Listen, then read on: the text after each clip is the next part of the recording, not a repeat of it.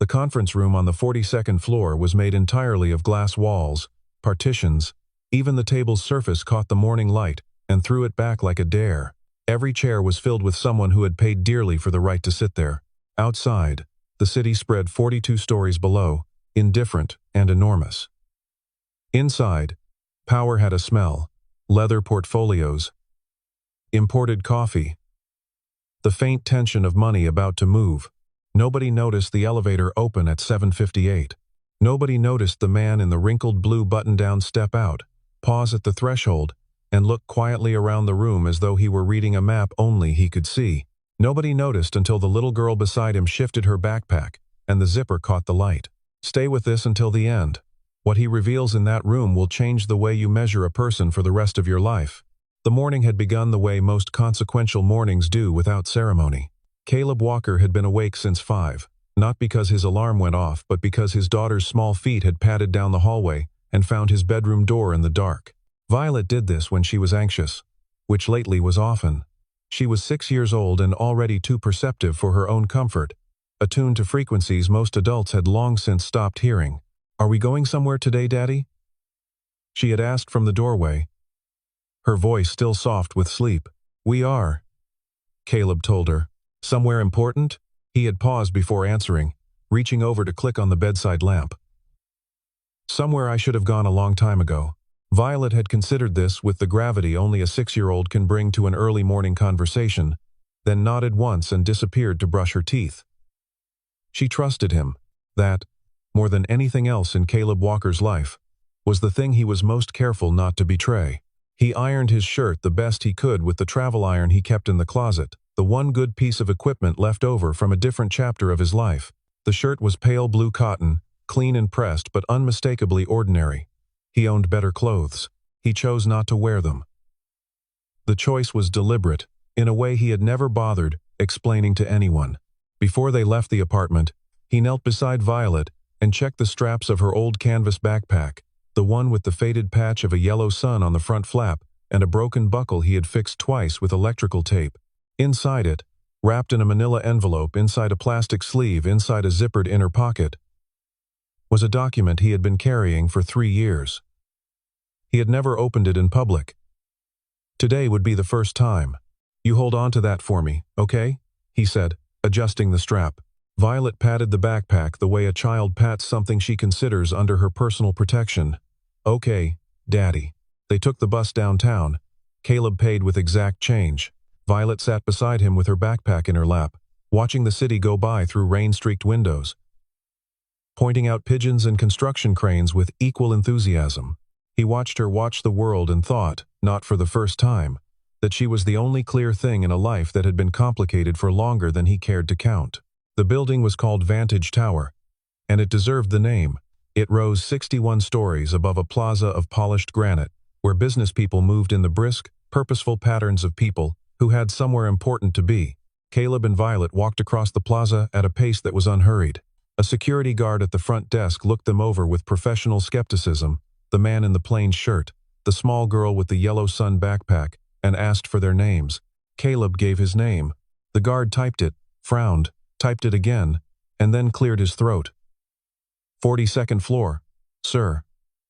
They're expecting you." They were not, in fact, expecting him. But the system had his name, and so the elevator opened. And so he went up. The 42nd floor belonged to Vantage Capital Group, not the whole company, which occupied 12 floors, but the floor where decisions happened. The boardroom was its centerpiece, a long rectangle of glass and chrome, with floor-to-ceiling windows, overlooking the financial district, and a table that seated 22. On this particular Tuesday morning, 20 of those seats were occupied. The remaining 2 were not yet assigned. At the head of the table sat Isabella Monroe. She was 26 years old, which in this room was either a liability or a legend, depending on whom you asked. She had been named CEO 11 months ago after the previous executive was removed, following an audit that no one in the room discussed openly. Isabella had earned her position through a combination of genuine strategic intelligence, exhausting ambition, and an ability to project absolute confidence that made disagreement feel like a personal failing. She wore charcoal today, tailored precisely, hair pulled back, a single gold watch on her left wrist, the kind of watch that communicated not wealth exactly but permanence, which was a more sophisticated message. To her left sat Carter Blake, the CFO, a 43-year-old man built like someone who had played college football and was still mildly disappointed that his life had taken a financial rather than athletic direction. Carter dealt in numbers the way surgeons deal in tissue, with precision and without sentiment. He was currently reviewing a 70-page acquisition document and making small marks in the margins with a mechanical pencil. Across from Carter sat Dominic Hayes, the chairman of the board, 67 years old, and possessed of the particular stillness that comes from having survived enough corporate crises to recognize them before they announce themselves. Dominic had co-founded Vantage 22 years ago with a man whose name now appeared only in archived documents. He watched things. He remembered things. He rarely said what he was actually thinking, until the moment when what he was actually thinking needed to be said. Between them and around them sat attorneys, investment representatives, 2 acquisition partners from a firm called Meridian Holdings, and a company lawyer named Sophia Reed, who had the slightly harried alertness of someone who has reviewed too many contracts in too short a time and has begun to suspect she missed something. The meeting was about a partial sale. Meridian Holdings had made an offer to acquire 31% of Vantage Capital Group for a figure that ran to 9 digits. Isabella had spent 3 weeks structuring the deal. The documents were ready. The signatures were pending. This meeting was the final procedural step before the ink dried and the thing became permanent. Nobody was expecting complications. The door opened at 7:58. Caleb Walker stepped through it with his daughter's hand in his, and the quiet manner of someone who had measured this moment a long time ago, and found it neither frightening nor particularly dramatic. He looked around the room without hurry, identified the empty chairs along the side wall, and moved toward them. Violet stayed close, her sneakers quiet on the polished floor, her eyes wide but steady. The room registered them the way a finely tuned instrument registers a wrong note, not with alarm exactly, but with an immediate, precise awareness that something did not fit the expected pattern. Isabella Monroe looked up from her documents. She took in the blue cotton shirt, the child, the old backpack with the electrical tape buckle. She looked at these things the way a person looks at something that has wandered into the wrong building, with a kind of tolerant incredulity, waiting for someone else to handle it. "Can I help you?" she asked. Her voice carried the controlled pleasantness of someone who manages inconveniences at scale. "My name is Caleb Walker," he said. He did not elaborate. He pulled out the chair and sat down, and Violet sat beside him and put her backpack in her lap. "Mr. Walker." Isabella exchanged a brief look with Carter. "I'm not sure you're in the right place. This is a shareholder meeting." "Yes," Caleb said. "A private shareholder meeting." "I know." Carter set down his mechanical pencil. "Sir, this meeting is limited to registered shareholders of Vantage Capital Group. Do you have documentation of a position?" "I do," Caleb said, without moving. There was a pause. In the pause, someone at the far end of the table coughed. One of the Meridian Holdings representatives, a compact man in wire-rimmed glasses named Franklin Ash, looked up from his phone with the mildly intrigued expression of someone who has accidentally wandered into a more interesting story than the one he came for. Isabella folded her hands on the table. "You're a shareholder," she said. She said it the way a teacher repeats an incorrect answer back to a student with patience, and with a clear suggestion that reconsideration was available. "Yes," Caleb said again. The room broke. Not into chaos, into laughter. It was the soft, controlled, well-bred laughter of people who find something amusing but do not want to appear unserious. A ripple of disbelief moving through expensive suits. Isabella smiled. And the smile was the most damaging thing in the room because it was the kind of smile you give to someone you have already dismissed. "I'm sorry," she said, composing herself. "This is not a public meeting, and it's not the place for." She searched briefly for a diplomatic construction misunderstandings. "Our legal team will be happy to address any concerns you have through the proper channels." "This is the proper channel," Caleb said. Violet slid her hand into his under the table. She said nothing. She sat very still. Carter Blake leaned toward Sophia Reed and said something in a low voice. Sophia's eyes moved to her laptop. Her fingers found the keyboard. "Even if you hold shares," Carter said, straightening up, "the position would need to be registered and verified. I can tell you right now, our records don't reflect." "Check under a trust," Caleb said. "Holloway Family Trust. The registration predates the current ownership structure." Another pause. This one felt different, slightly longer, slightly denser, the way air feels just before a change in weather. Sophia Reed's fingers stopped moving. She stared at her screen. Carter looked at her. "Sophia? Give me a second," she said, quietly. Isabella Monroe had not moved. She still held the same expression, composed, faintly amused, radiating the certainty of someone whose version of events has never failed them.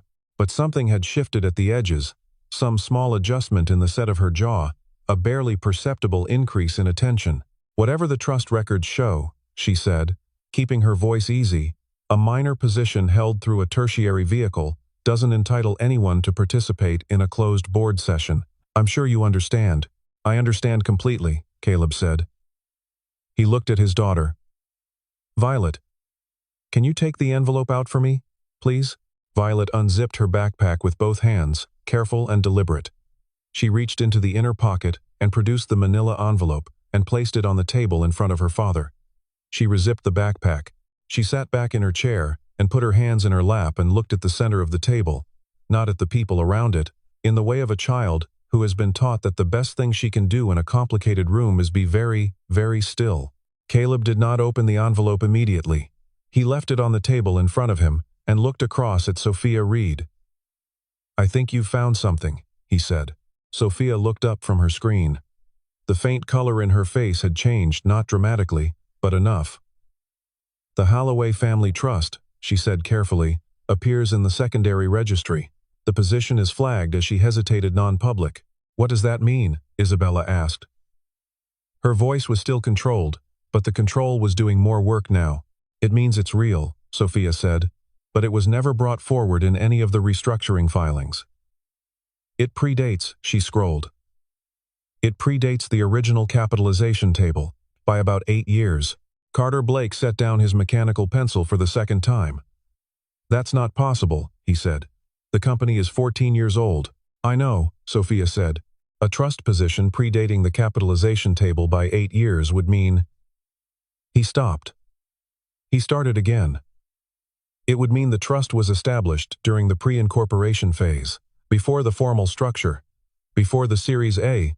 He looked at Caleb with the expression of a man doing arithmetic in his head and arriving at a sum that doesn't fit the space he allocated for it. Pre-incorporation equity doesn't get wiped in a restructuring unless it's explicitly surrendered or converted. If it was never converted, it wasn't, Caleb said. The implication of that sentence was large enough that it required a moment to settle into the room before anyone could respond to it sensibly. Several people at the table were now looking at Caleb Walker with expressions that no longer contained any trace of the earlier amusement. They were looking at him the way people look at something they have been misjudging for the duration of a conversation and have only now corrected, all at once, which is always a more disorienting experience than gradual revision. Sophia rotated her laptop to show Carter the screen without speaking. Carter studied it. His jaw moved slightly, the way a jaw moves when someone is reading something twice to confirm that the first reading was accurate. Dominic Hayes had not spoken once since the man in the blue shirt walked through the door.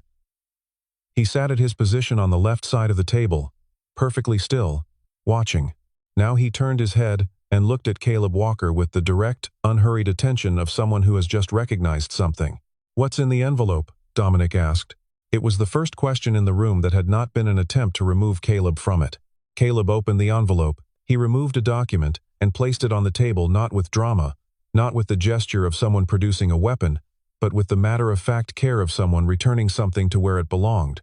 He slid it forward so that Sophia, who was closest, could reach it. It was a share certificate. Original issue, not a copy. The paper was heavy stock, cream-colored with age, bearing the formal seals of a legal registration that had been filed 22 years ago. At the top, in careful printed type, was the name of the issuing entity, Vantage Capital Founding Partners, LLC. Below that, the name of the holder, Holloway Family Trust, represented by beneficiary Caleb Thomas Walker. Below that, the number of shares. Sophia read the number twice. Then she looked up at Carter Blake and turned the document so he could see it without speaking, because the number was the kind of thing that is better absorbed in silence. Carter read it. His face did not change. He was a CFO, which meant he had trained his face the way athletes train muscles, but his mechanical pencil, which he had picked back up, stopped moving entirely. That can't be right, he said. It's notarized, Sophia said. Multiple times. The most recent notarization is 3 years ago. How many shares? Isabella Monroe asked. Nobody answered for a moment. How many shares? She asked again. Carter placed the document on the table in front of her. She looked at it. The room watched her look at it. The number was not ambiguous. It did not require interpretation, or context or comparison, to any other figure in the room. Caleb Walker held more shares in Vantage Capital Group than its CEO. He held, in fact, more shares than anyone currently in the building. The founding position locked in a trust by the company's original architect more than 2 decades ago, maintained through every restructuring and rebranding, and leadership transition that had followed, had never been dissolved. It had never been sold. It had sat, patient and invisible, in a secondary registry that no one in the current leadership had thought to examine, because no one in the current leadership had known to look. The laughter from earlier had evaporated so completely, it was as though it had never existed. Isabella Monroe set the document down. She had not moved from her position at the head of the table, but the space around her had reorganized itself somehow. The invisible geometry of authority in a room had shifted. And everyone in the room could feel it, even if none of them could have explained exactly when it happened. Who set up this trust? She asked. Her voice was precise, deliberate. The question of someone taking in information, rather than defending against it. My grandfather, Caleb said. Dominic Hayes said, quietly, from his seat. Martin Halloway. The name moved through the room differently than words usually do. Several people at the table had worked at Vantage long enough to know what it meant. Martin Halloway had not simply been an investor or an early backer. He had been the person who conceived of Vantage Capital Group before it had a name, the architect, the foundation, the original intelligence from which everything in this room had ultimately grown. He had stepped back from active involvement when the company formalized, 20 years ago, ceding control willingly, disappearing from the public record of the organization he had built. Most of the people in the room had never met him. Some had not known he was still alive. He passed away 4 years ago, Caleb said. Not as an announcement, just as a fact that needed to be part of the record. He left the trust to me and to Violet. He was her great-grandfather. Violet, at the sound of her name, looked up briefly from the center of the table. Her expression was not frightened now.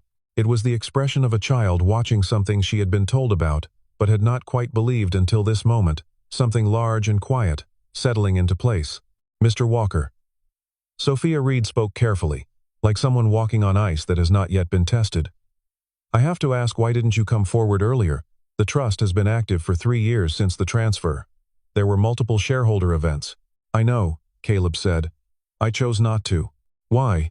He looked at his daughter for a moment. Violet was watching a cloud move past the window, a long white smear across a gray sky, 42 floors up, as unreachable and peaceful as anything she had ever seen. Because I didn't need anything from this company, he said. And she deserves a life where people see her for who she is, not for what her last name is attached to. He paused.